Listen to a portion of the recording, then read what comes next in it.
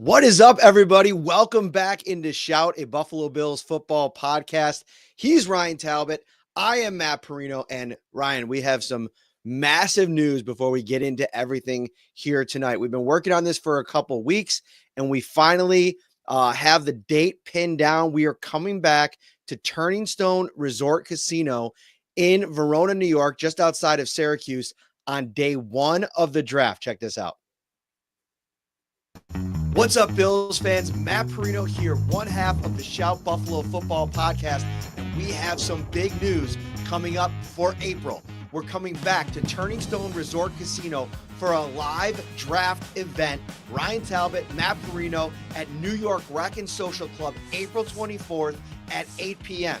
Come out. It's going to be a live watch party. We'll be hanging out with Bills fans, talking about the lead up to their pick. We'll even do a live in-venue show where we go over all the action that happened and how it potentially affects the Bills as we get to their pick. It's a live episode of Shout, so grab your crew, come out and meet us at one of New York's best sports lounges with more than 60 high-definition TVs, all your favorite bar and table games, and their in-house sportsbook, TS Sports.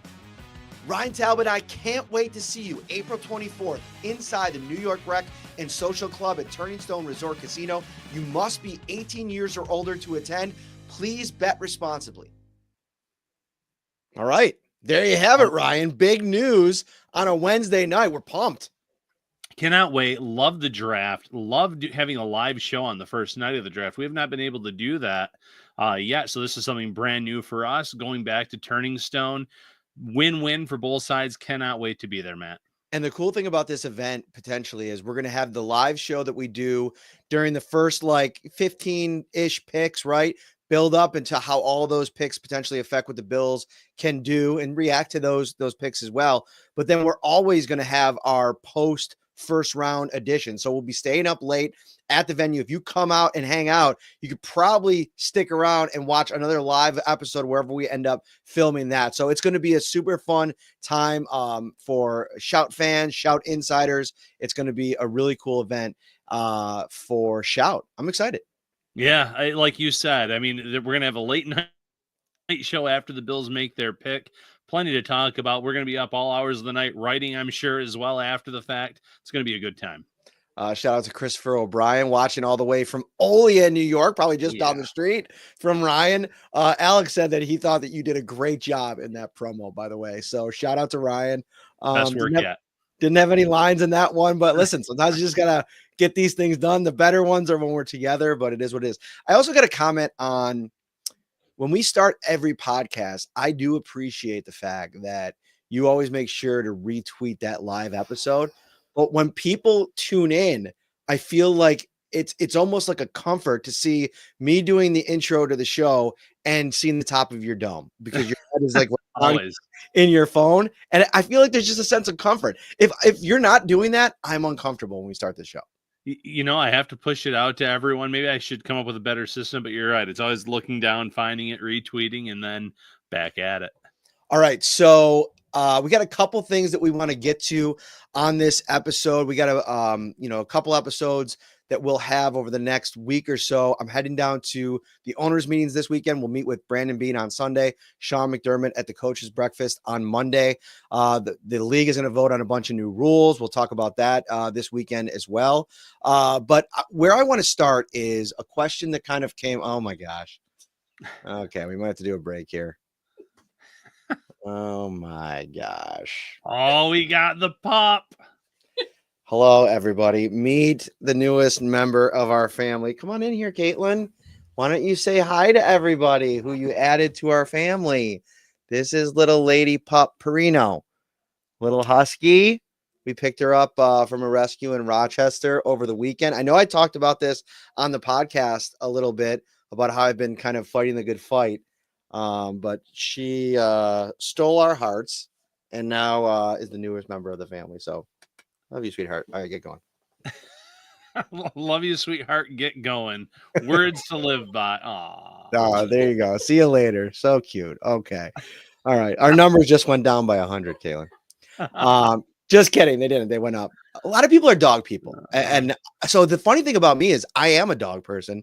I love dogs. And this is our 4th dog now since Caitlin and I met almost 18 years ago. Oh my gosh. And so I love dogs. It's just, a lot of work involved. Some poops happening in the house. A lot of, it changes the dynamic of the everyday. People are like, numbers are soaring viral, Matt. Get out of here. So, but it's been great. She's lovely. This is our first girl dog. We had our first 3 dogs were all boys. So I'm excited about it.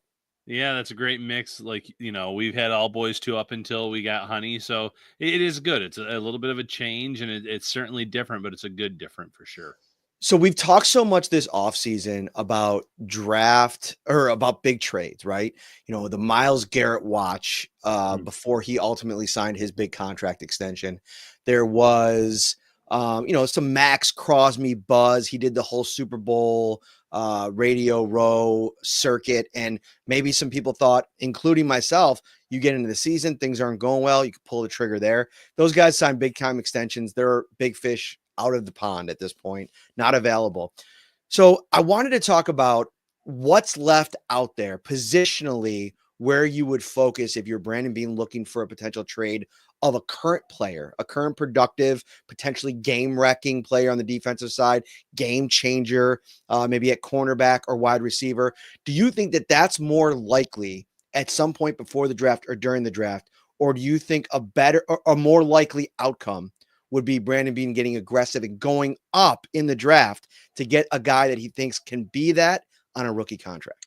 Yeah, I think it's the latter because of the rookie contract, the lack of cap space that the Bills have, the trade details in terms of, if this is a premier player at position, whether it's wide receiver, cornerback, why is the other team getting rid of them? And if they're as good as what we're laying out here.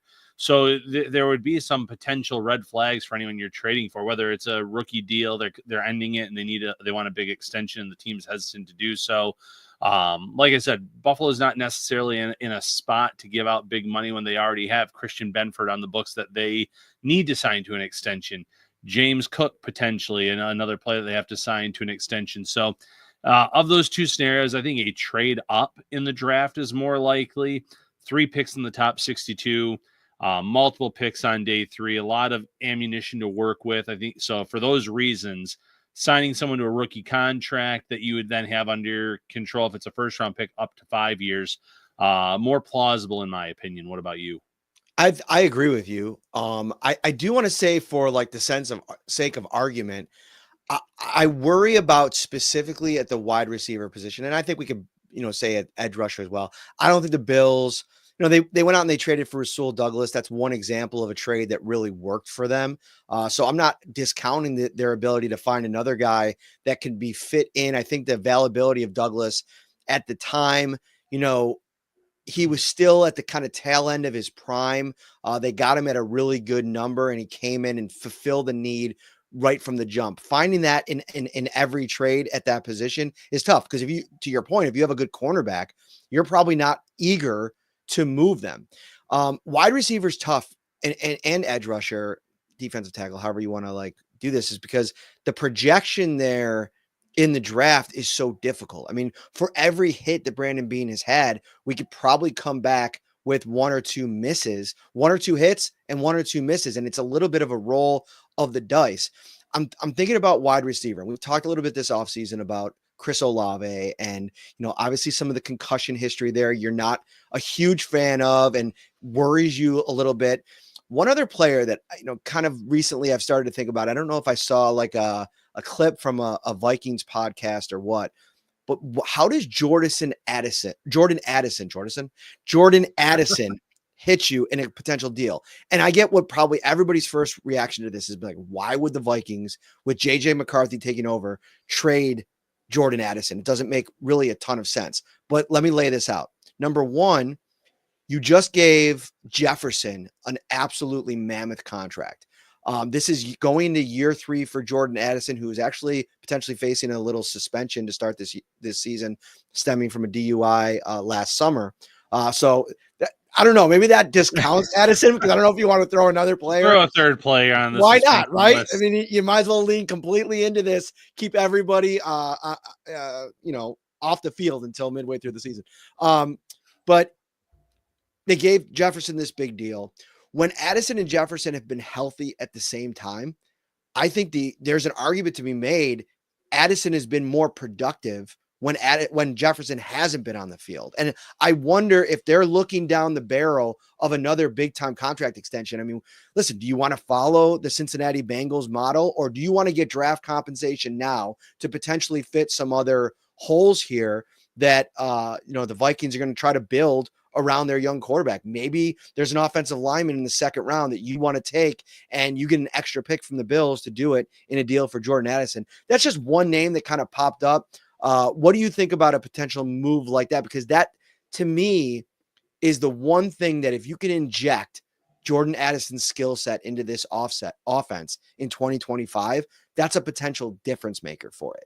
So it would, fit the bill in terms of a player on a rookie contract that the Bills wouldn't have to break the bank for at that moment in time, but it puts them in that same boat of we're going to have to in the near future. And if he plays as well as he's shown at times, then that's all well and good. But it goes back to what you said. J.J. McCarthy is going to be the quarterback of that team. You want to give him as many weapons as possible in his first season of playing. Everything you laid out, it makes sense to me, but I still go back to the fact I don't see the Vikings moving on from that player specifically. And there could be another player on a rookie deal that would be moved elsewhere. I just don't see that one laying out. I just think a trade in the draft, a trade up in the draft is much more likely of the two scenarios. I agree. And I think let's separate this conversation into that specific one now. And the trade up in this draft, what is the position that you think Brandon Beane is going to be aggressively looking to go up and get the guy that he wants? Because, Kenneth Grant has been a guy we talked a ton about. We're going to get to your mock draft in a little while, which a little bit of a spoiler alert. It does not contain Kenneth Grant, but it does contain a defensive tackle. So we'll get to that in a little while. He's like a popular name. Maybe there's an edge rusher. Maybe there's a receiver. Maybe there's a cornerback. I mean, really, what would really, I think, send people through a loop is if they trade up for a safety. I don't think that that's going to happen. But what do you think the position is if the Bills do get aggressive in a trade they're going up to get? It would be defensive tackle or cornerback, in my opinion. Those are the two glaring weaknesses, the one tech position and cornerback too. But we also, in the back of Bills fans' minds, is going to be that Kaiir Elam trade. And different circumstances. They moved up after they were leapfrogged by Kansas City. They said Elam was the last first-round grade that they had on a cornerback, and it just didn't work out. Whereas the Bills have had a lot more success with those day 3 picks. Christian Benford, Dane Jackson early on in his tenure, obviously. Even some UDFAs that they've brought in, they've been able to develop. So maybe the Bills can sit there and say, we don't have to panic for a corner. We can find a guy on day 2, early on day 3 of the draft and develop them, bring them in, sign another veteran into the mix as well. But one tech is a position where you look at the options that are out there in free agency. It got thin fast, really, really thin fast. So I think that is need meets value in the draft. And there's a few premier options that I think Brandon Beane would get really aggressive for a one tech. So that's interesting because what are the one techs that you think the Bills would have to trade up for outside of Grant? Harmon would be the other one that I think those are the two. I'm hesitant to use Premier with Grant, believe it or not, because it's his ceiling. His ceiling is extremely high. But I also think that you can get a Tyleek Williams out of Ohio State in round 2, and his ceiling's not as high, but he might be more productive out of the gate. So it's tricky. It depends on how high you think the ceiling is for Grant and what he is going to ascend to be. But he is someone that's on that radar in the first round. And Harmon really fits the mold of what the Bills like in their one tech. Not quite 330, 335 range. He's about 314 pounds, really athletic, violent hands, great against the run, can get after the quarterback. And oddly enough, his NFL.com comparison from Lance Zierlein is DaQuan Jones. So checks a lot of boxes in terms of what the Bills look for at that one tech position. What's the other kid's name that he played on the line with at Oregon? Starts with a C. I can't. Jamari. Robertson, is it? It might not be. Jamari Caldwell.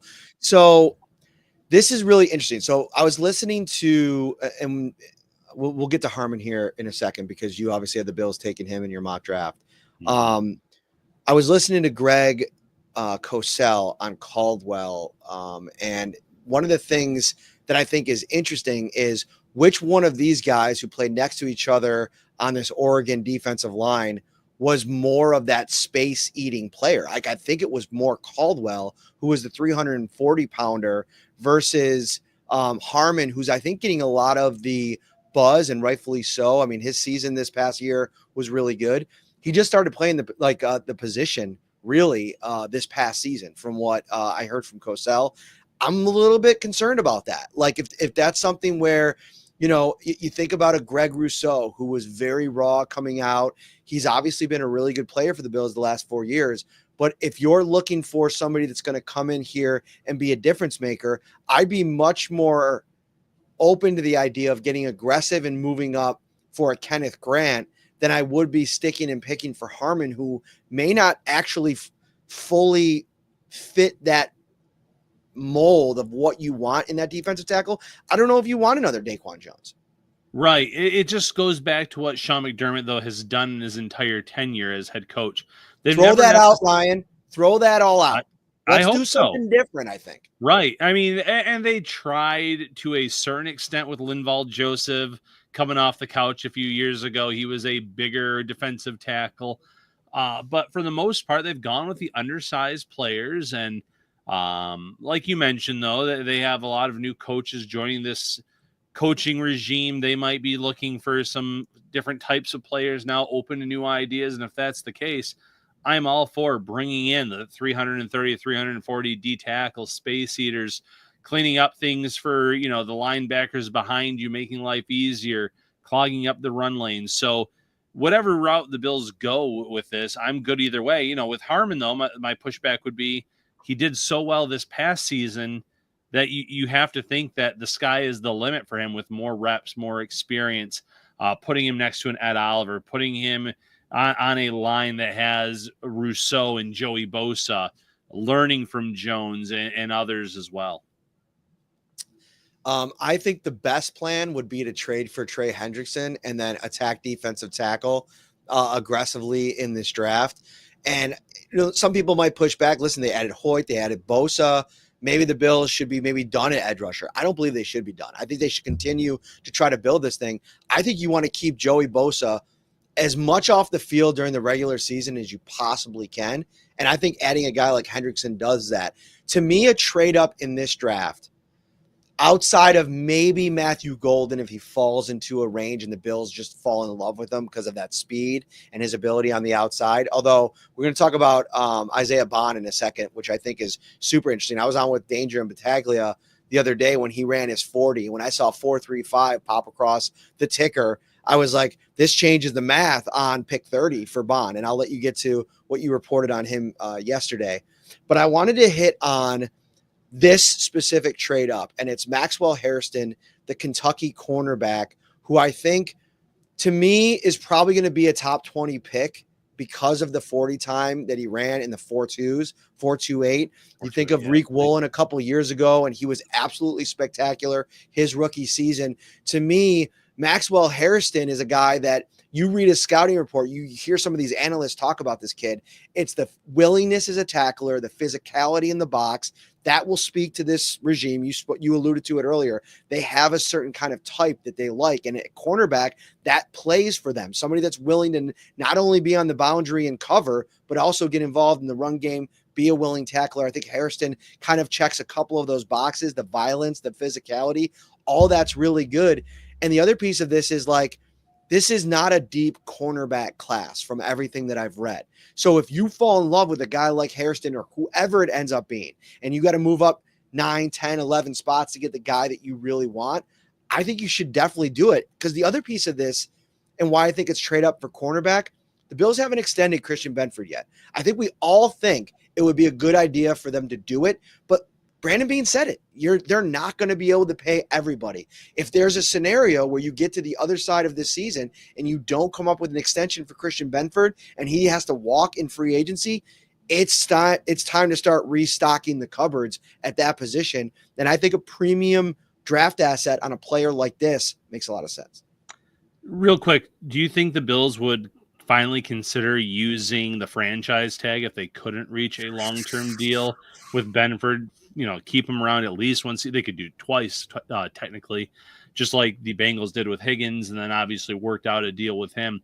I almost wonder if the Bills would actually do that for the first time. They've never really considered it up until this point.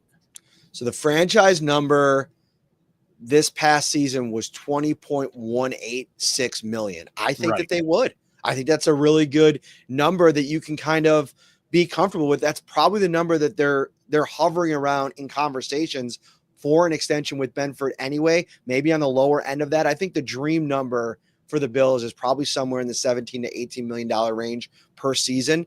You would wonder if you were to become a free agent, if he can't get upwards of 22, 23, 24. But I do agree. I think the franchise tag is a good idea. Yeah, you're starting to see the top corners get significant pay grades and bumps above that $20 million. And, Sauce Gardner is going to be next in line to get a massive payday. And Benford, I think, when he sits down and looks at the stats of the top corners, the splash plays, and Gardner's not a great example because he has not made a ton of splash plays, he would realize he's probably not in that echelon of corner in terms of pay. But he and his agent would be foolish just to sign, on the dotted line for something significantly less either. The Bills are in a bit of a predicament there, and I get it. They had other priorities. They were able to re-sign or extend multiple players at lower numbers than expected. So I don't fault them whatsoever. They have had ongoing conversations. Brandon Beane said that on Ryan Fitzpatrick's podcast. They've had talks with the agents. Where the talks are, no one knows. But they're at least trying. And when it comes to the draft, you're right. It's not an overly strong cornerback draft. I still think that they have a good track record of developing guys, finding guys that fit their scheme and what they're looking for more times than not. Elam's the one that leaves a bad taste in your mouth if you're a Bills fan. But I do think they could also find someone on day 2 if necessary. Interesting little nugget here about Hairston. Cousin of Tywan Jones, Buffalo Bills special teams legend.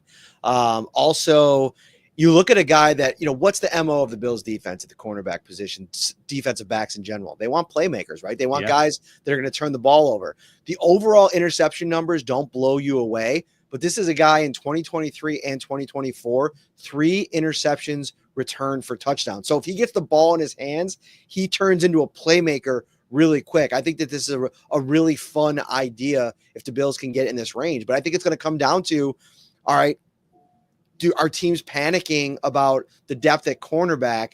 Are they willing to pull the trigger maybe earlier on a guy like this who probably would be in the 20s in most years, maybe even late first round? I mean, if you think about Reek Woolen was a second round pick. And I think, at times during that process, people thought he could be a first rounder. You never know where this is going to go. But I do think the Bills, fresh in their mind, I know it was 3 years ago, they reportedly really liked Trent McDuffie. They didn't move up to get him. You don't want to be in that situation where maybe somebody else gets in a position to draft this guy and he turns into an all-pro caliber player. Yeah, there have been a few times that the Bills have sat on their hands and it's proved costly. And we've seen them also trade up too. They traded up a few years ago for Dalton Kincaid. They traded up for Kyer Elam after McDuffie was taken and the Bills were leapfrogged by the Chiefs. So there's been a mix of it. Getting aggressive this year, knowing that this roster was in the AFC Championship game, knowing that this window is still wide open, and adding a premier player. The Bills have said it. They want you need 2 to 3 playmakers on each side of the ball. So this is an opportunity to do so with 10 draft picks. Use some of that ammunition to trade up. Thank you so much for watching here on Wednesday night, March 26th. We are under a month, Ryan, until the NFL draft. We are moving quickly through the process. Pro days are going to start to wind down over the next couple of weeks. We'll start to get a lot of the tracker of top 30 visits, which I'm sure you'll compile over on the website. Head over to Syracuse.com. Ryan had a report on Isaiah Bond drop last night. Tell people what you had there. Yeah, Bills are very high on Isaiah Bond. Met with him at the Combine, met with him at his pro day, and now they're going to host him on a pre-draft visit, 1 of 30.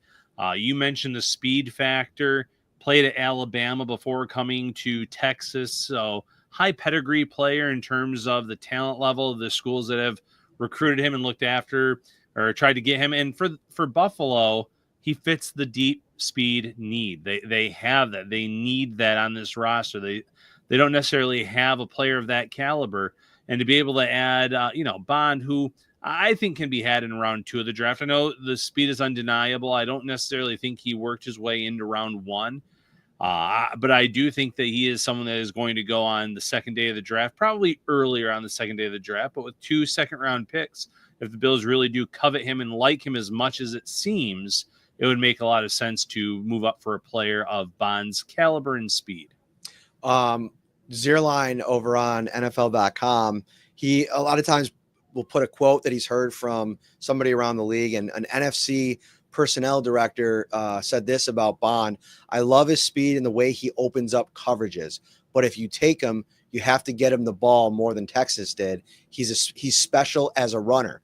And that's one of the things I've seen about Bond is that, if you go back and look at that playoff game where Ewers, I think, led a late game drive to either win it or put it in the overtime, during the most of that game, the offense was just struggling to figure things out. And a lot of times you go back and look at the tape, and those that have said that Bond was always open and Ewers just wasn't doing a good job of getting him the ball. This is a guy that, depending on who you read, there's people that are higher on him than most, but that speed, I think, elevates him into the first round conversation at least. And now, because of his profile, if you're the Bills and the draft doesn't fall your way and you're not going to get aggressive to get up, then maybe you start to consider playing that long game. Like, okay, you get to 30, there's a bucket of 5 or 6 players, move back, add a 3rd round pick, which you don't have right now. And now you have real ammo for the entirety of the draft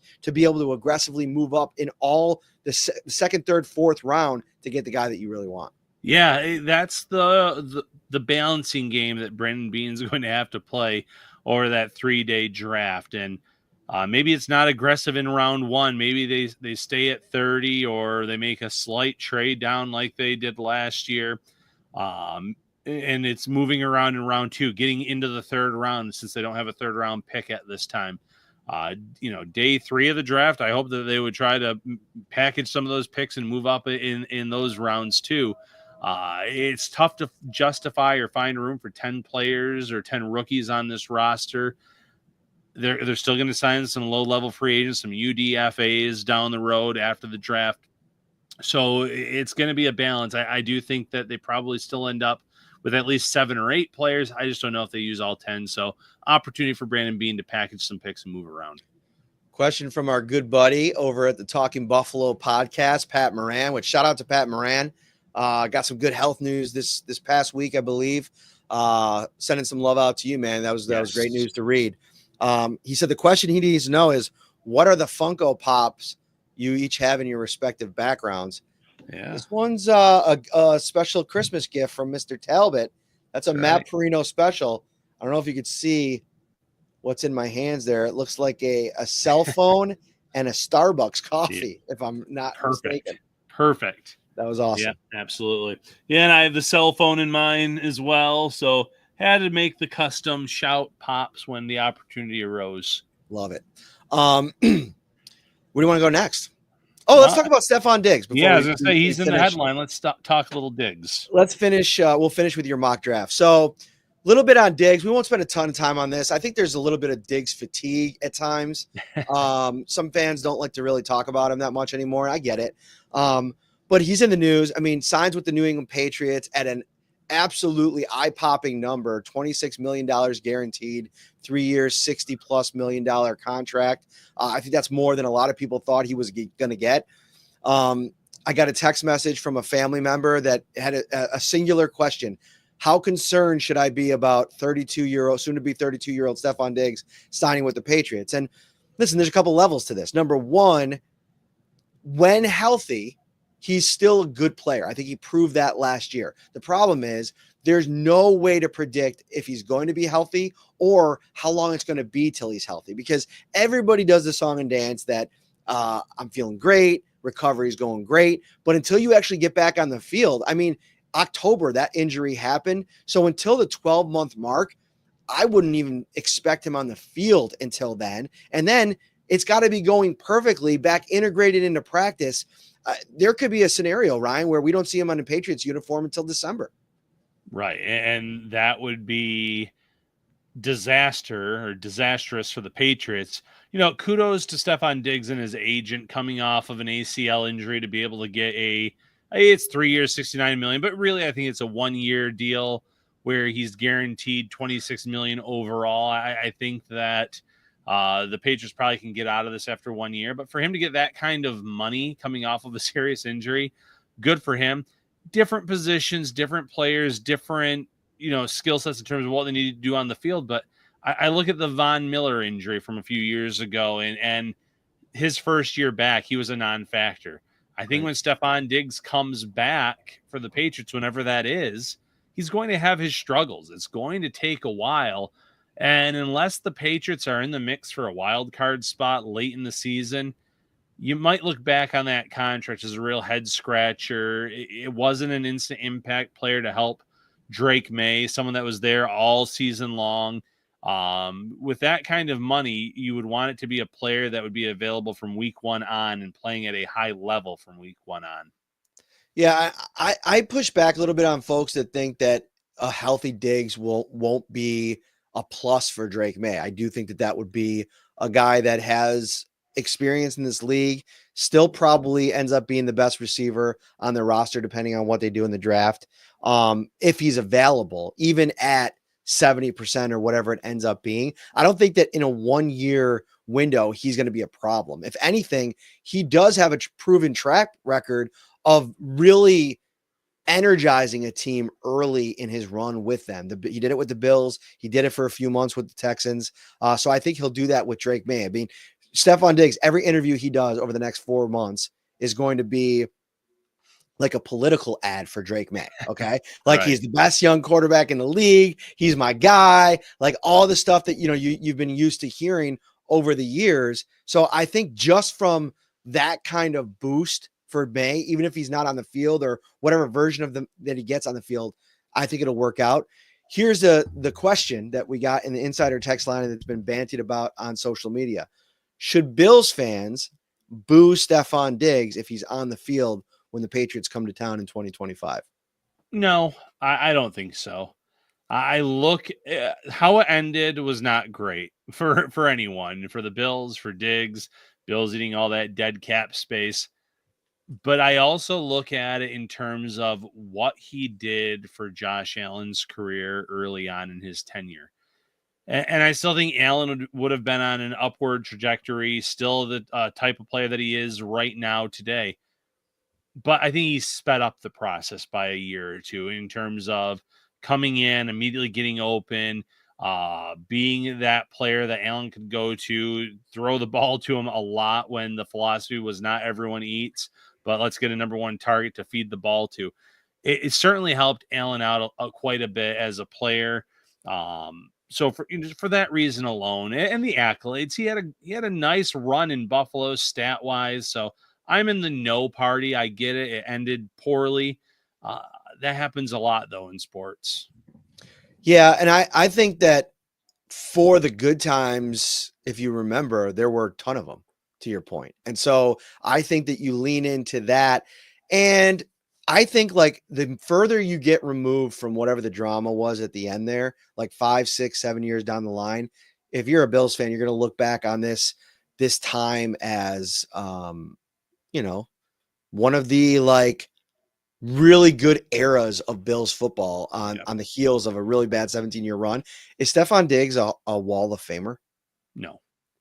No, there are still players that I would argue could be on the Wall of Fame now, and they haven't in all these years. I don't even know if the Bills are going to do the Wall of Fame. I mean, when's the last time they've inducted Right. someone?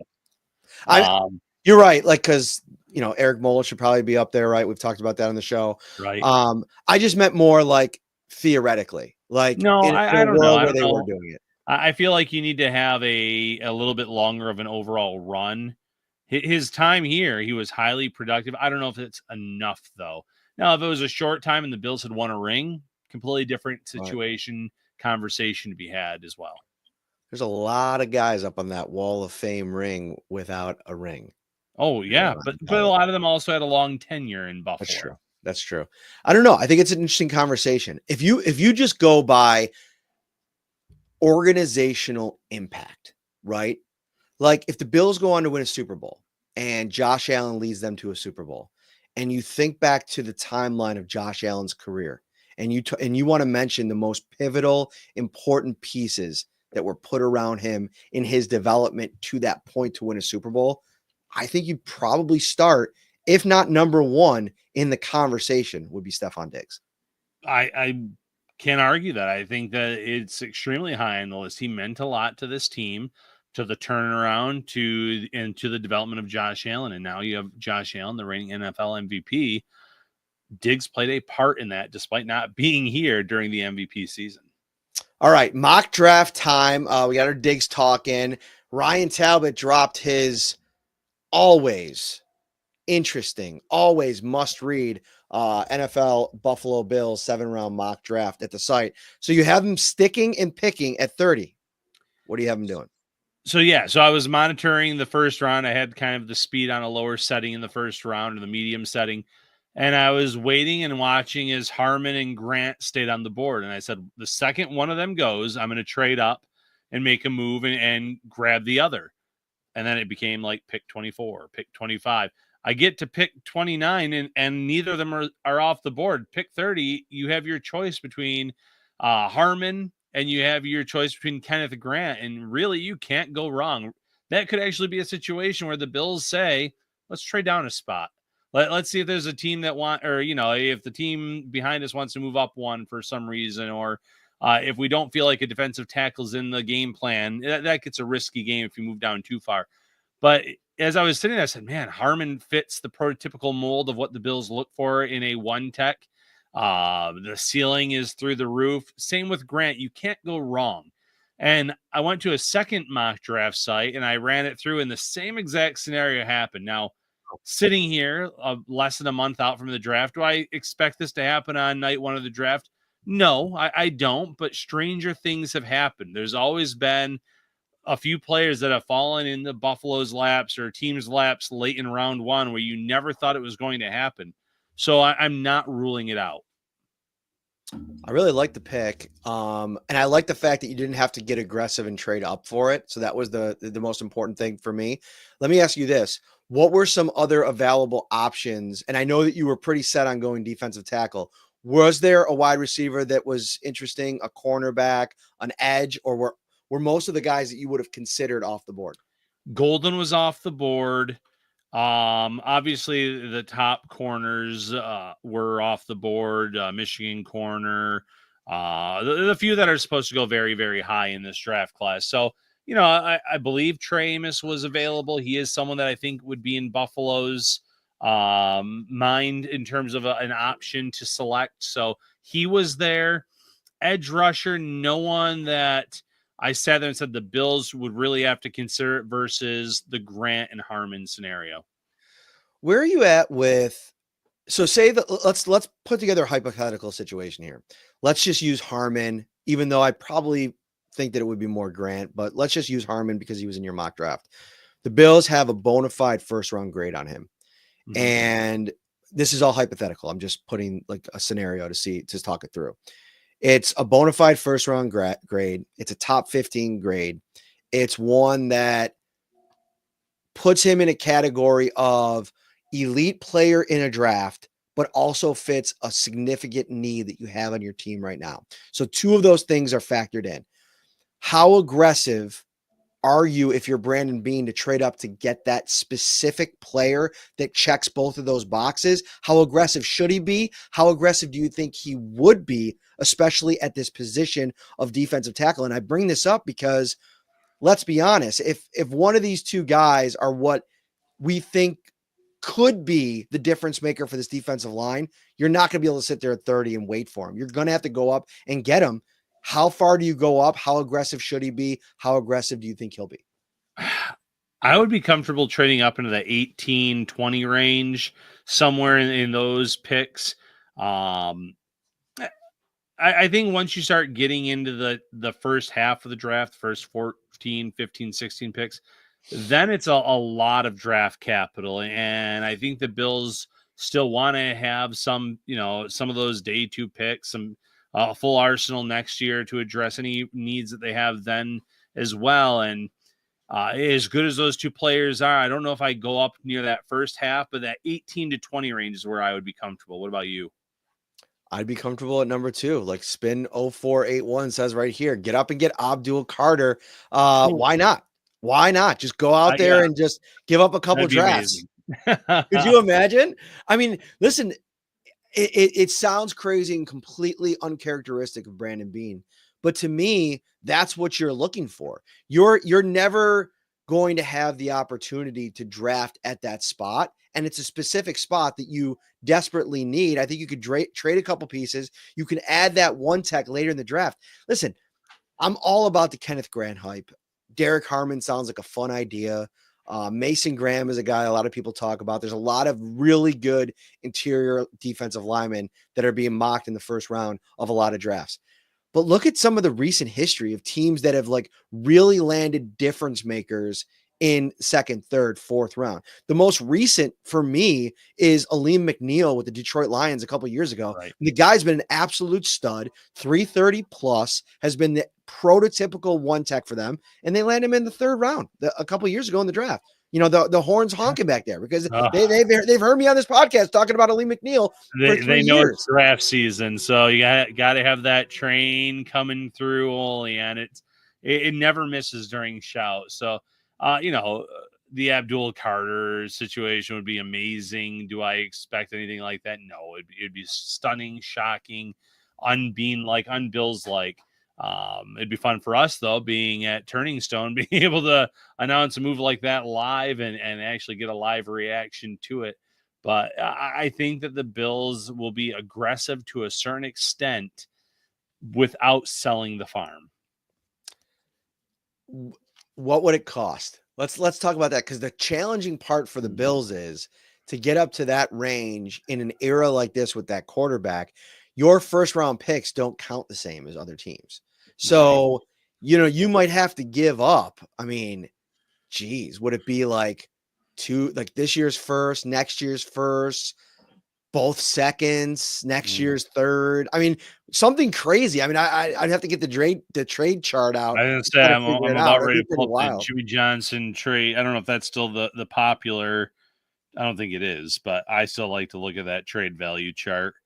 It would be silly, like a silly amount of draft picks to move up to. So Cleveland's pick this year is 2,600 points Right on the draft chart. The Bills' first round selection this year isn't even half of that. It's 620 points. So if you figure both of those together, you're still looking at 1,500 on the draft chart. You'd have to put together probably a package of multiple 2s, a 3 maybe. I just can't see a world unless Brandon Beane thinks this guy's going to be the next Myles Garrett, where he'd even consider it. Right. It would be stunning. So I'm pretty much all but ruling it out. All right. I am second. Right. So the opposite. I am ruling it out. Let's go to back to your mock draft. The second round is up. The Bills stick and pick at 30. They still have both of their second round picks. What do they do with them? Yeah. So this pick was not the most popular in my mock draft. It has nothing to do with the player themselves. A lot of fans pushing back saying, "Oh, I would have gone with an edge," who I addressed with the next second round pick. or wide receiver, or more specifically cornerback. I went with the safety, Xavier Watts. His name stuck out like a sore thumb among the players available at that point. And obviously the pick that I took after him was available, Landon Jackson. He was sitting on the board. He was tempting. But Watts is an absolute ball hawk. He is a difference maker on the back end of the defense. It's the type of player that they've had the opportunity to draft, the Brian Branches and players of that caliber, that they just haven't shown that interest in. You bring Watts in, 13 interceptions over the last 2 years, flies around on the field.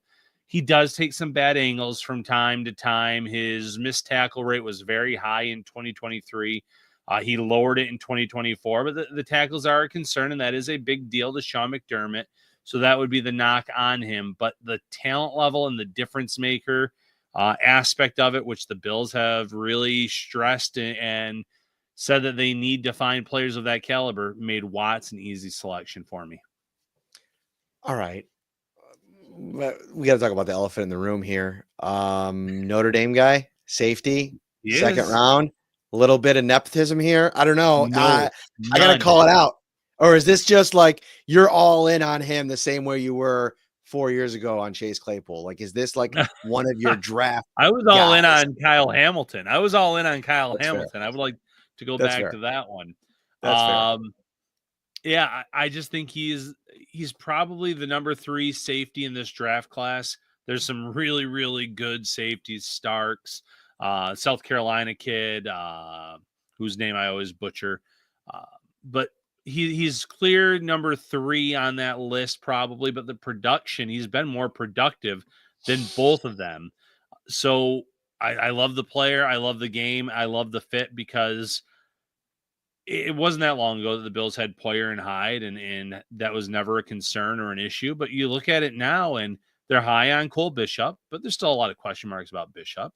They like Taylor Rapp, but Taylor Rapp is banged up all the time. They like DeMar Hamlin, but I think ideally they would love Hamlin coming off of the bench as a reserve player. If you get a Watts in the mix, he is someone that I would think from week 1 could claim a starting spot in this defense. If they wanted to go with the veteran Rapp, it would just be a matter of time, unfortunately, before he probably got dinged up or banged up, and then you were able to throw a Watts on the field and maybe never look back. Very interesting pick. I like it. I'm just busting your chops a little bit. All right, so the Bills going edge rusher Landon Jackson with the next one here at pick 62. Is Jackson's met a ton with the Bills already throughout this process. Yeah, he said, I've talked to the Bills at least 8 times, and I don't know if he really figured that number out or he was just trying to say that he's talked to the Bills a ton. It's been the Bills and the Commanders more than any other teams in this draft class. They're going to be drafting close to one another, obviously, both making it to their respective championship games. So it'll be interesting to see if either of them really do have him high enough where he wouldn't shock me if he went in round 1. I don't know if he's a first round caliber player in my eyes. I think he's a clear day 2, second round type of player. But the Bills have shown a lot of interest in him, and he's been productive. The athleticism is off the charts. We know how much they value athleticism. Speaking of the Razorbacks, I think about former Arkansas Bills Mafia legend. What was the linebacker's name a couple years ago? Drew. Oh, it's escaping me. It was in every Bills mock draft. Yes. Oh man, I gotta look it up. He went to Denver, didn't he? Yep. Arkansas. Linebacker Drew Sanders. There it is. Drew Sanders. See? I think he was mocked that year. He had to be in the running for the most mocked player to the Bills. And with Jack Campbell that year. Okay, so you go edge rusher here. So you've satisfied edge, you've satisfied defensive tackle, and you go safety. No wide receiver yet. You cover that in the later part of the draft. But next up, you go cornerback, and then talk about the receiver. You get the Bills in the 5th round. Yeah, Zy Alexander, cornerback, LSU. Bills obviously have a nice little track record with Sean McDermott grabbing LSU cornerbacks and Trey White. Completely different player and skill set, don't get me wrong. But Alexander fits the mold of does a lot of things extremely well. I don't know if he's a jack of all trades, master of none type of deal. But he's definitely a good enough type of cornerback to come in and contribute as a rookie. Not saying throw him out there week one. I still think you'd have to address the position with a veteran, whether it would be right after the draft, waiting throughout the summer months, trying to find a player either available via trade or that gets cut, which is not the most ideal situation. But Alexander is someone that I think they could coach up and develop into a starting role in due time. And then a familiar name, completely different person and position, Kyle Williams, wide receiver, Washington State. I had two wide receivers on the board at that point, Kyle Williams and Ty Felton. Ty Felton has good speed as well, 4.3-ish. More of a slot wide receiver, though, for Felton. The Bills feel like they have a lot of guys that you can throw into the slot. They obviously have Shakir there, who they love more than anyone. Whereas Kyle Williams is more of an outside receiver, runs a 4.4, still has really, really good speed, a much better route runner than Felton, brings that big play threat, and you're able to get him on day 3 of the draft. I like both of them, and I like specifically the Williams deal. He seems to be like kind of like a draft darling, like a late, like day 3 kind of guy. Yep. I wonder where he ends up going, like with the 4.4 speed, the ability on the outside. I think Marvin Mims, was he a second round pick? Thinking back to him. Yes, Mims to the Broncos, I believe, was round 2 or round 3. So I wouldn't be surprised if he sneaks into round 3, Williams. Although, like, being able to get him where the Bills get him, I mean, would be an absolute home run. Right. But I do think the Bills, I think that they addressed the wide receiver position earlier, whether it be via trade or drafting a player. I don't think that they have that specific skill set on their roster yet. And I wonder if they want to try to go out and get a guy. We talked about Bond. We talked about Golden. Right. Even a guy like Burden, who I don't think necessarily fits prototypically or picture perfect what you want in another boundary guy opposite Coleman. He's a bit of a playmaker, and they're at 30. I mean, this is a guy at one point supposed to be a top 15 pick. And so I think those are the kind of projections that are so hard to make, because the Bills are pretty loaded in their receiver room at this point. I mean, they have their top, 4 or 5 guys. They got Keon Coleman, Josh Palmer, Khalil Shakir, Curtis Samuel. So you're looking at one more potential guy to add to the mix. Vicious Chenault kind of on the outside of that. I'm not penciling him to any like significant role as of yet. So there's opportunity to go out and get a legitimate another weapon. I wonder just how aggressive the Bills are, and I guess it depends on how they rate these guys. Well, and Bond in round 2 would not shock me based on how much interest they've shown. They could forego the safety position or address that later in the draft and go with a Bond who has the deep speed that they're lacking, a situational type of player. You don't have to rush him onto the field as a rookie, and try to get him to play a much bigger role, obviously, come year 2. All right. That is a great mock draft. There's a couple other picks. You can head over to the website, read Ryan's entire mock draft and rundown.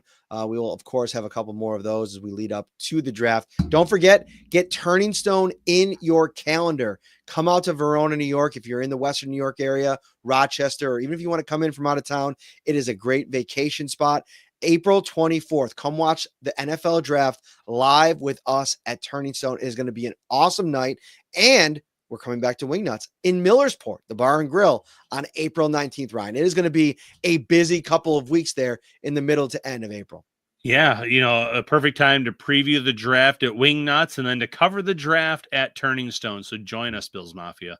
All right, everybody, that'll do it for this one. We'll see you this weekend from the owners' meetings. Take care and have a great week.